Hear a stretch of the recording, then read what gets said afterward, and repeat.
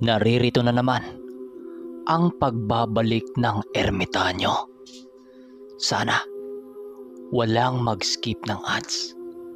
Maraming salamat. Simulan na natin to. Habang patuloy na nag-uusap sila Tonyo at Danilo, panay naman ang pag-inda ni Manong Duming sa sakit ng kanyang katawan. Sa bawat pagbigkas kasi niya ng mga kataga, panay ang pagkirot ng buo niyang katawan. Ay, salamat naman at nagawa kong masugatan ang espiritual na kaanyuan ng hukluban na yon. Mas lalo kong nararamdaman ang buhay kong katawan at laman sa mga oras na ito. Wika ni Manong Duming habang dahan-dahan itong umupo sa isang silya. Para bang nagagalak pa noon si Manong Duming sa kanyang sitwasyon na siyang labis na ipinagtaka nila Tonyo. Sa pagpatuloy ng kanilang pag-uusap, doon nalaman nila Danilo at nitong si Tonyo na matagal-tagal na rin palang iniwan ni Manong Duming ang pagkahilig sa mga panabong na manok.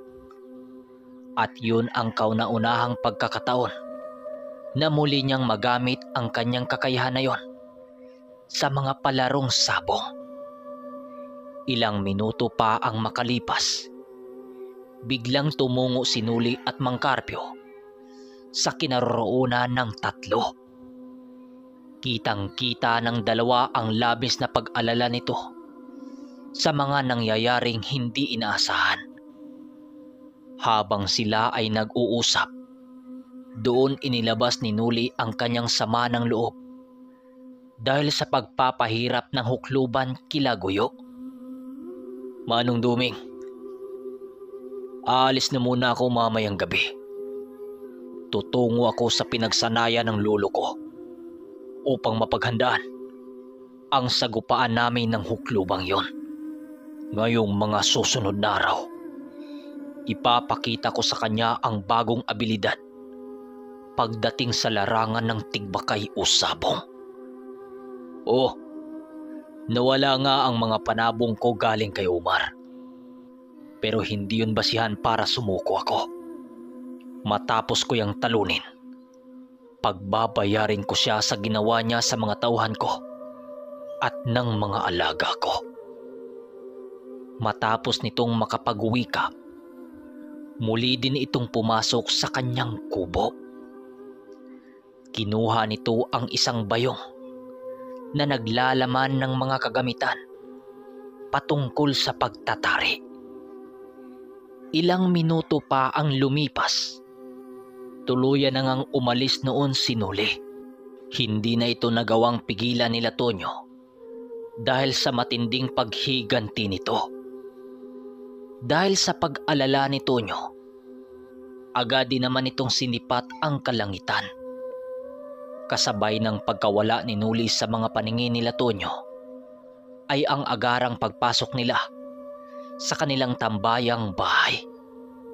Pinili nilang magbaon ng mga pangontra papaikot sa kanilang nasasakupan upang maitaboy ang mga masasamang elemento na bumabalot sa paligid. Sa naganap kasing nangyayari noong nagdaang mga araw, maraming nakasilay na mga nilalang sa pagkatalo ni Manong Duming sa tagisang yon.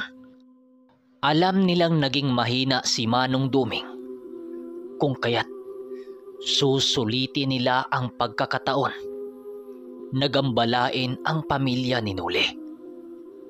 Ang tatlong albularyo namang kasama nila Tonyo ay panay ang pagpapainom ng halamang gamot sa mga kaibigan nilang sinapian.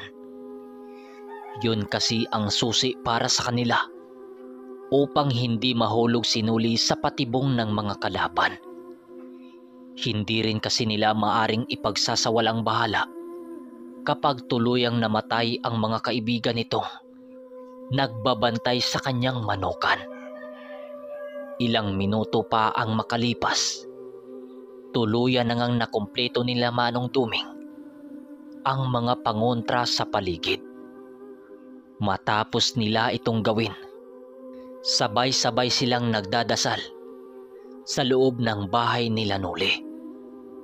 Humingi noon ng gabay sila Mang Carpio sa mga engkanto upang magabayan ang mandirigma ng mga diwata na si Noli. Kasabay nito ay ang paghingi nila sa ama ng dagdag proteksyon sa pamamahay na kanilang sinisilungan. Ginawa nila ito upang kahit papano ay magkaroon ng malakas na pananggalang ang tahanan ni Noli.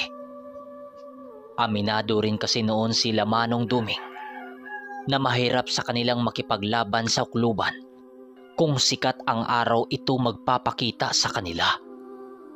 Kagaya nung nakaraang araw, tagisan sa sabong ang pakay lang nito. At isa pa, kapag may mga elementong makisawsaw sa laban, mahihirapan din sila. Sa paglubog ng araw, ninais nilang manatili na lang sa loob ng tahanan ni Noli. Sila Tonyo noon ay maiging nagmamasid sa labas upang makita ang buwan. Nang masipat nila ang paglabas ng buwan, doon na sila unti-unting kinabahan. Dahil panahon yun sa kalakasan ng mga nilalang na panig sa kaliwa. Huwag ninyong titigan ang buwan. Mapanganib para sa inyo ang titigan nito. Dahil ang oras na ito ay para sa mga nilalang na sa panig ng kaliwa. Wika ng ermitanyo. Kung ako sa iyo, basahin mo na lang ang pagkasalansa ng mga bituin upang mapaghandaan natin ang mga mangyayaring magaganap sa hinaharap. Nang marinig ito nila Tonyo, agad din naman itong ibinaling ang kanyang paningin sa mga bituin. Sina Danilo naman, pilit binabasa ang pagkasalansa ng mga bituin habang nagwiwika din ng panahon ngayon sa mga pulang manok, Kalando. Nagpapanalo sila sa ganitong buwan. Usapan nila Danilo, Kalando, Buning at Lidyo. Si Tonyo naman, kahit anong basa niya sa mga buwan, hindi niya ito magagawa dahil sa labis na gulong-gulo ang kanyang isipan nung mga oras na yon.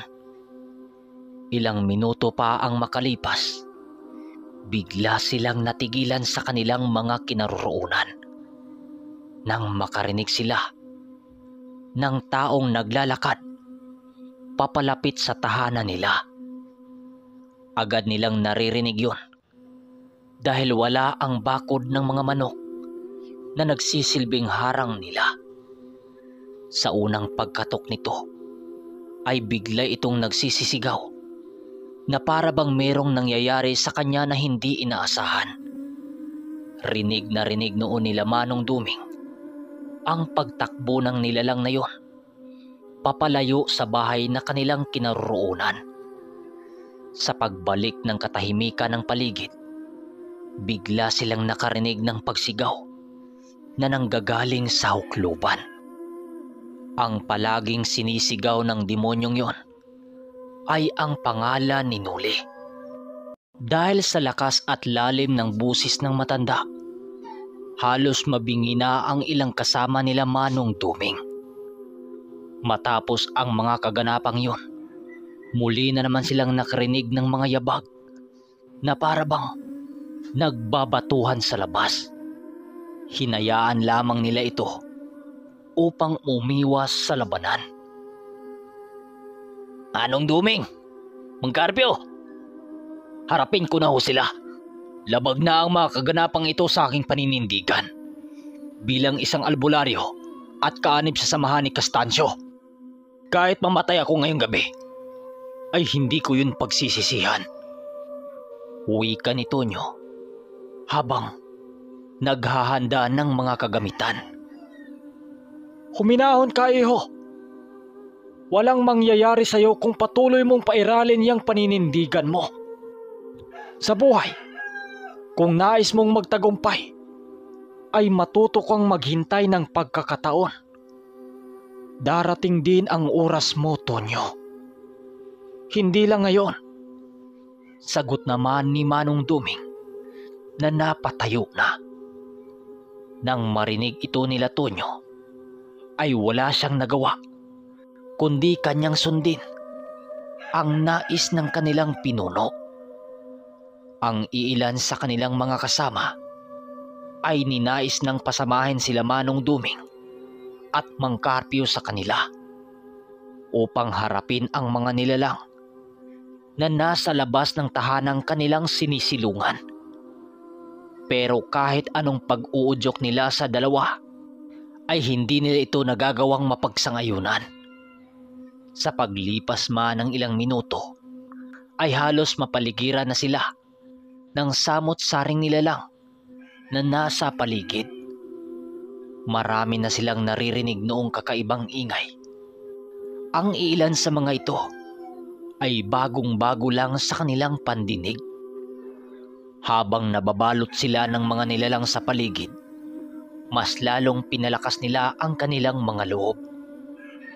Sa pagpapatuloy ng kanilang pakikiramdam, ay merong sumaging katanungan sa isipan ni Tonyo. At kung ninais ba ni Manong Duming na sinuli ang tumapos sa buhay ng hukluban. Alam niyang malakas ang ermitanyong yon dahil sa libo-libo na nitong karanasan laban sa mga demonyo. Labis ding ipinagtataka ni Tonyo na kung papaano nagawa ng ermitanyong gumalaw na para bang wala itong malubhang pinsala sa katawan. Panginoong makapangyarihan sa lahat, naway magsisilbi kayong liwanag sa aming mga buhay. Ilayo mo kami sa mga demonyo at sa mga problemang aming kinakaharap ngayon. Ang mga buhay namin sa tahanang ito ay walang pagdadalawang isip na ialay sa iyo.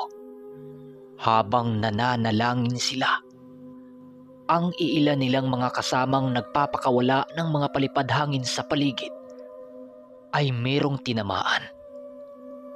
May narinig sila ng mga nilalang noon na bumabagsak dahil sa pagtama ng kanilang mga tigalpo. Ilang minuto pa ang makalipas, biglang natigilan sila Manong Duming nang marinig nila ang napakalakas na tunog ng trompeta na nanggagaling sa kabilang baryo. Kasabay ng pagkarinig nila sa tunog na yon, ay napatigil ang lahat ng mga elementong nakikisawsaw sa hukluban. Dahil sa mga pangyayaring yon, nabalot ng katahimikan ang lugar na kinaroroonan nila Manong Duming. Manong Duming, hindi ba trompeta yon ng mga maharlikang diwatang gumagabay kay Nuli? Tanong ni Tonyo. O Tonyo, sila nga yun. Isang hudyat ang pagtunog ng trompetang yon. Natuluyan na nitong nataglay ang aral ng lulo niya. Matapos nilang makapag-usap, muli na naman silang nagpatuloy sa kanilang pananalangin. Hindi na nila noon pinapansin ang mga engkantong itim sa paligid. Sa kadahilanang hindi ra naman makakapasok ang mga ito dahil sa mga harang na kanilang nilikha sa pamamahay nila Nuli. Ilang oras pa ang lumipas. Tuluyan na ngang nagsawa ang mga nilalang sa panggagambala sa mga kasama nila Manong Duming. Doon na rin nila itinigil ang kanilang pagdarasal. Gawa ng ramdam na nila ang pagsisilayuan ng mga ito sa paligid. Sa paglalim ng gabi, unti-unti nang bumabalik ang katahimikan. Nang maramdaman nila ang pagkawala ng mga nilalang, ninais nilang tingnan ang mga kaibigan ni Nuli. Hindi nila inaasahan noon ang pag-uwi ni Nuli dahil labis-labis ang panghihina nito. Dahil sa pagtaglay nito sa ilang karunungan ng lulo nito. Kinabukasan, Balik naman sa normal ang mga kaganapan sa lugar nila Noli. Ang ginawa noon nila Manong Duming ay ang masusing pagbabantay sa mga kaibigan nilang sinapian ng demonyo. Habang papatarik na noon ang araw, panay naman ang pagbao ni Tonyo, huro at mga pangontra sa paligid. Ilang minuto pa ang lumipas, biglang nasilayan nila Manong Duming si Diego na kasama ni Noli. Sa paglapit ni Manong Duming sa mga ito, agad din namang nag-uwika si Noli ng, "Manong, dala-dala namin ang mga tandang nagagawin nating pain sa hukluban. Paniniguradong hindi yun magpapakita sa atin. Kaya itong gawin nating daan para muli natin itong masilayan. At saka upang maisasagawa na natin ang ating mga plano. Bukas na bukas may magaganap na pasabong sa kabilang baryo. Paniniguradong nandoon yon." Wika ni Noli. Hanggang dito na muna mga kaermitanyo ang ating kwento. Dahil konting-konti lang ang nagpa-shoutout, ay iipunin muna natin para isahan lang. Grabe no? Parang hindi na nawawala yung labanan nila at saka yung pagdayo nila Noli ng sabong. Gumagamit na naman sila ng mga hindi natin inaasahang abilidad.